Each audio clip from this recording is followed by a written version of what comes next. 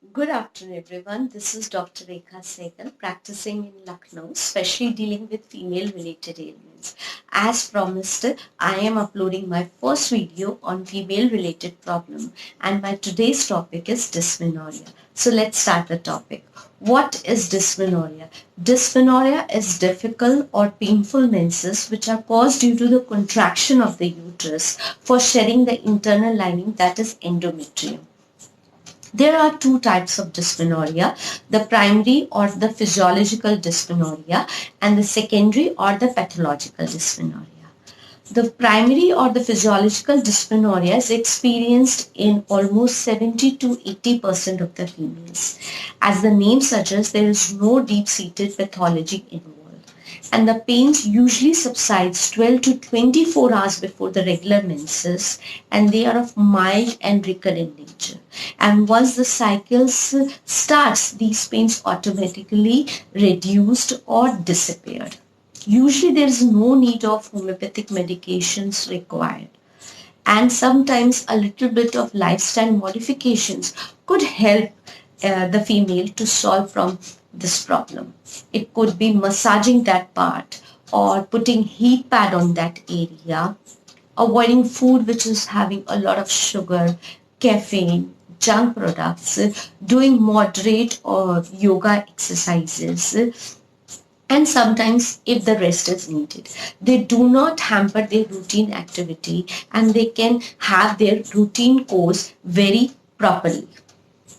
The second dysmenorrhea is secondary or pathological dysmenorrhea, which is the matter of concern, because here the pains are so agonizing, or you can say troublesome, that the patient is unable to do their routine activity. As the name suggests, there are certain uterine pathologies involved in these kind of pains, because of which the pains are so severe. It could be adenomyosis, endometriosis, PIDs, that is pelvic inflammatory diseases, fibroids, PCODs, or any kind of infections.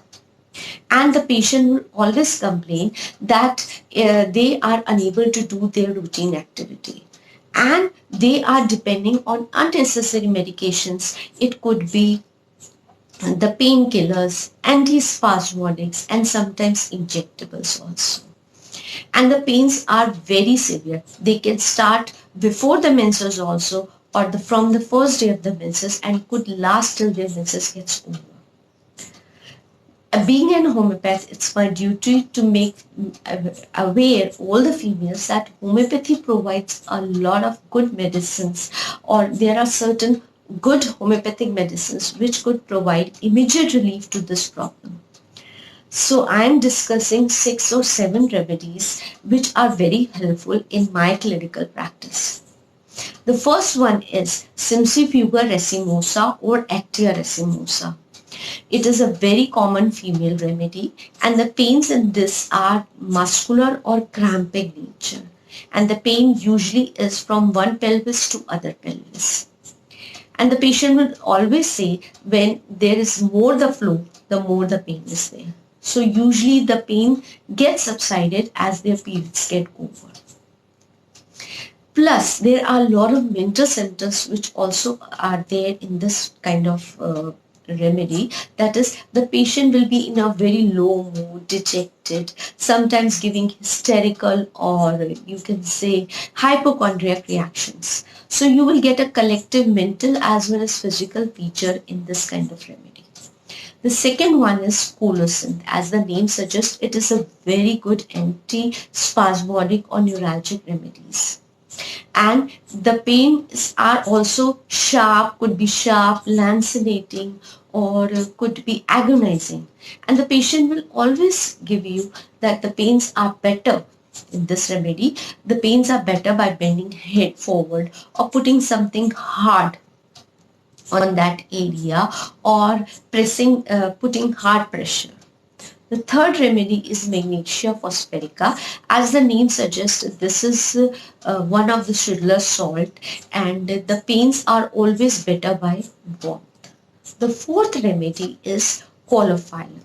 It is also a very good remedy for this kind of dysmenorrhea, and the patients always say that the pain is experienced in every part of the body, as if the pain is flying in all the directions. Plus the pain could radiate from the back to the anterior part of the thigh also. The fifth remedy is viburnum opulus. This is a very good remedy for this kind of dysmenorrhea, and the patient will always give you that I have got a history of passing a lot of clots during my menstruation cycle. So there will be, the patient will always say that the more the clots are expelled from the body, the more the pain is there. And the pain usually radiate from the back to the front part to the interior part of the thigh. The sixth remedy is nux vomica. Nux vomica is also a very good remedy. Along with this pain, the patient will always have an ineffectual desire to pass urine or a stool. Plus, you will get a irritable feature in their mental symptom. While telling their complaint, they are also have a bit irritable, and the irritability will be a distinct feature in this kind of complaint. So these are the 6 or 7 remedies which I have used and I've got a good results. But as you know, as I have discussed also, there is certain deep-seated pathology. So for removing or getting rid of these kind of pains, you have to take the homeopathic proper constitutional treatment for the underlying uterine pathology. Thank you. Hope the video you have liked it, and I'll be uploading more videos. Thank you.